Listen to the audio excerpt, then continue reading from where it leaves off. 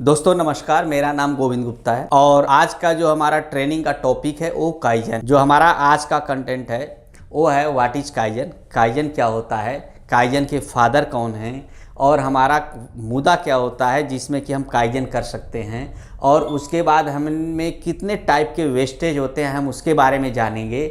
उसके बाद 10 golden rule क्या होते हैं काइजन के करने के, उसके बाद एरिया क्या होता है काइजन करने का, उसके बाद बेनिफिट क्या होता है काइजन से, और हम उसके बाद आपको एक काइजन की टेम्पलेट दिखाएंगे जिसमें कि आप काइजन को कर सकते हैं थोड़ा चेंज कर। तो काइजन क्या होता है, काई एंड जेन। जैसा कि आप देख सकते हैं कि काई मतलब चेंज और जेन मतलब गुड, मतलब किसी भी चीज़ को हम काइजन करके चेंज करके उसको और बढ़िया बना सकते। उसके बाद अगर हम बात करें तो ये हमें कब करना चाहिए, ये every day every one person को करना चाहिए और एवरी जगह। अब हम कहें कि इसका क्या है, तो improvement from daily management and operation इससे होता है। दूसरा पार्टिसिपेशन ऑफ द एम्प्लॉय, सभी एम्प्लॉयज को जो है पार्टिसिपेट करना चाहिए इसमें, हर आदमी को। स्टार्ट विथ स्मॉल इंप्रूवमेंट, छोटे छोटे इंप्रूवमेंट से हमें जो है स्टार्ट करना चाहिए। इसमें हमारा जो अप्रोच होना चाहिए वो अप्रोच क्या होना चाहिए,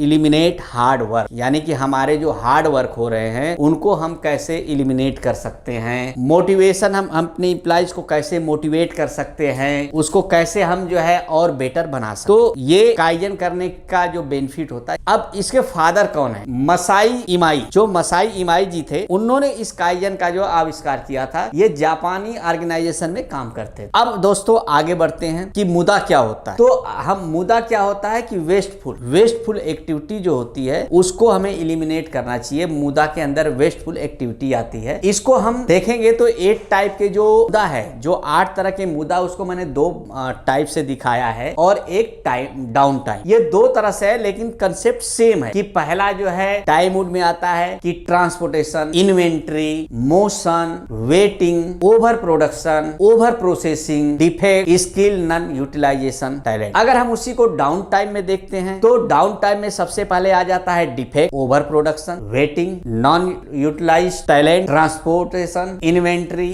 मोशन, एक्स्ट्रा, ये हमारे आ जाते हैं। अगर हम वेस्ट में बात करें, ट्रांसपोर्टेशन क्या है, जब हम एक मटेरियल को एक जगह से दूसरी जगह पर ले जाते हैं या फिर एक प्रोसेस से दूसरी प्रोसेस के लिए ले जाते हैं, तो इस ट्रांसपोर्टेशन में जो हमारा लॉस होता है उसे हम आइडेंटिफाई करना चाहिए और इसे कैसे कम किया जा सकता है, इस पर काम करना चाहिए। अब दोस्तों आगे मैं बताता हूं इन्वेंट्री। इन्वेंट्री क्या है, कई बार हम बहुत ज्यादा मटेरियल बना लेते हैं, हमारा इन स्टॉक और फाइनल स्टॉक बढ़ जाता है। यह हमारे लिए चिंता का विषय बन जाता है क्योंकि उससे हमें कोई भी फायदा नहीं हो रहा है और मटेरियल के खराब होने के चांसेस भी बढ़ जाते हैं। यानी दोस्तों कि हम ज्यादा इन्वेंट्री अगर बना लेते हैं तो ज्यादा इन्वेंट्री बनाने से क्या होता है कि हमारे जो मटेरियल है उसको खराब होने के चांसेस बढ़ जाते हैं क्योंकि उसके रख रखाव को हम उस तरह से मैनेज नहीं कर पाते। अब हम जानेंगे कि मोशन क्या होता है। तो मोशन, इसमें हम मेन, मशीन, मटेरियल के बीच मोशन को देखते हैं। यदि वर्कर्स को कहीं दूर से,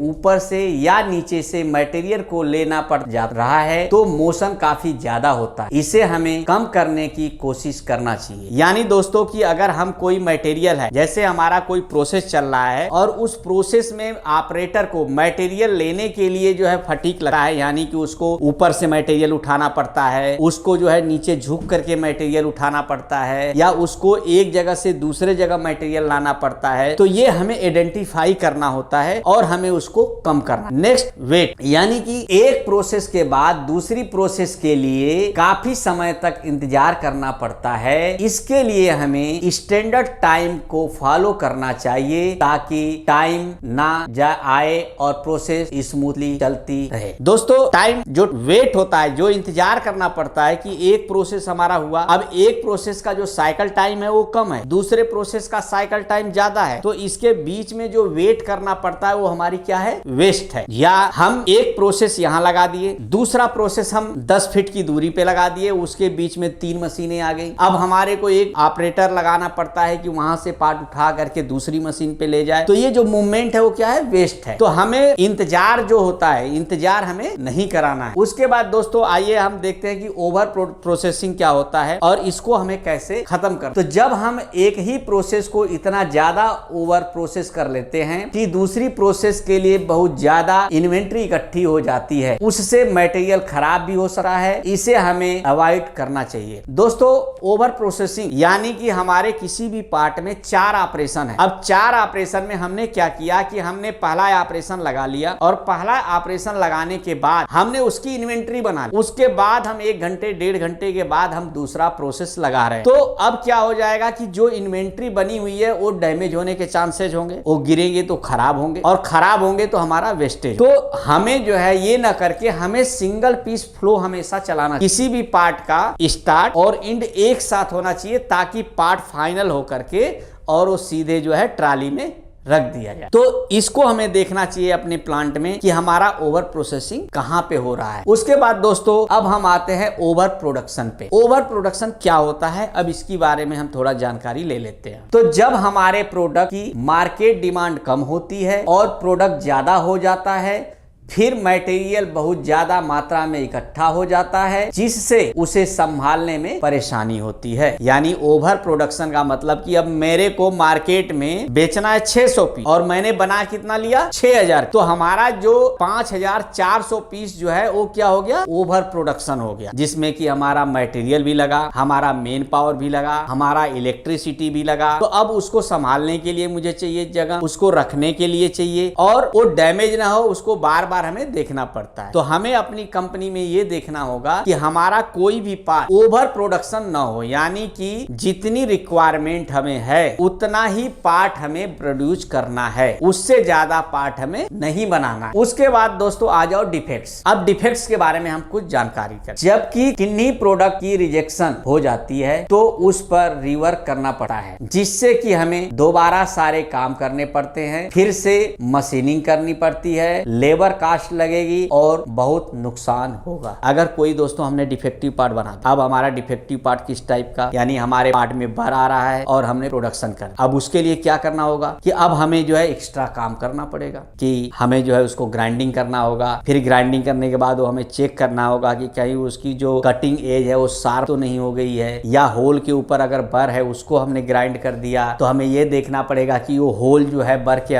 होल के अंदर बर तो नहीं चली गई है। तो ये क्या है कि ये हमारे को इलिमिनेट करना है, हमें डिफेक्टिव पार्ट नहीं बनाने हैं, जिससे कि हमारी कंपनी स्मूथ चले। और इन सब को करने के लिए हमें क्या यूज करना चाहिए, काइजन करना, छोटे छोटे काइजन करने। तो हमने ये देखा कि हमने जो वेस्टेज है हमारे ए टाइप के उसको हमने जाना। अभी अब हम ये देख लेते हैं कि इलिमिनेटिंग ऑफ वेस्ट को कैसे करते हैं।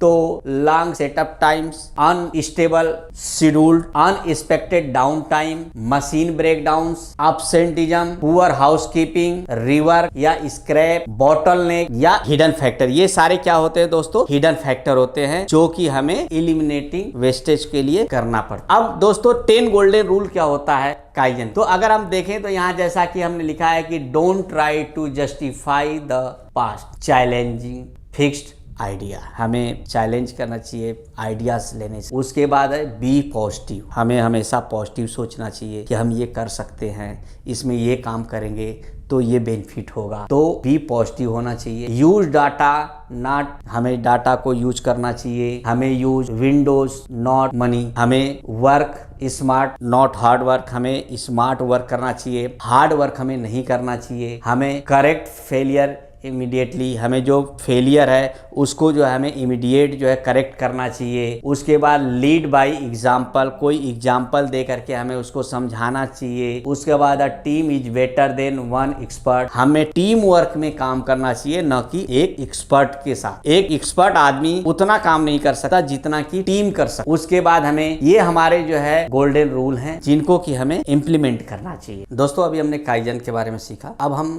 काइजन कहाँ करना है, एरिया आइडिया ऑफ काइजन, उसके बारे में हम थोड़ा सा डिस्कस करेंगे और जान। तो दोस्तों जैसा कि आपको मैं दिखा रखा हूँ कि 17 पॉइंट मैंने लिया है कि 17 जगह पे हम जो है काइजन्स कर सकते हैं। तो सबसे पहला है कि प्रोडक्टिविटी इंप्रूवमेंट। हम प्रोडक्टिविटी को इम्प्रूवमेंट करने के लिए कैसे इंप्रूव करें, उसके लिए हम क्या काइजन कर सकते हैं। Product and process quality improvement के लिए, हम जो है सिस्टम इंप्रूवमेंट के लिए, हम फटीक के लिए कि हमारे जो ऑपरेटर है उनको जो फटीक होती है उसके लिए कैसे कर सकते हैं। सेफ्टी पॉइंट ऑफ व्यू से हम सोच सकते हैं कि सेफ्टी को कैसे हम इंप्रूव करें। एक्सीडेंट और इंसिडेंट को हम कैसे इंप्रूव करें, उसके लिए हमें क्या काइजन करना चाहिए। मूवमेंट के लिए हमें क्या काइजन करना चाहिए जिससे कि हमारा मूवमेंट कम हो। वेस्ट के लिए क्या काइजन करना चाहिए जिससे कि हमारा वेस्ट कम हो। डुप्लीकेशन ऑफ वर्क के लिए हमें क्या काइजन करना चाहिए कि हमें एक ही काम को 2 बार न करना पड़े। अनवांटेड एक्टिविटी को हमें देखना पड़ेगा कि हम अनवांटेड एक्टिविटी जो भी हमारे प्लांट में हो रही है उसको हम कैसे इंप्रूव करें। एनर्जी सेविंग के लिए हम कर सकते। उसके बाद हम पेपर वर्क को हम सॉफ्ट में कैसे कर सकते हैं ये हमें देखना चाहिए। उसके बाद हमारा वेटिंग टाइम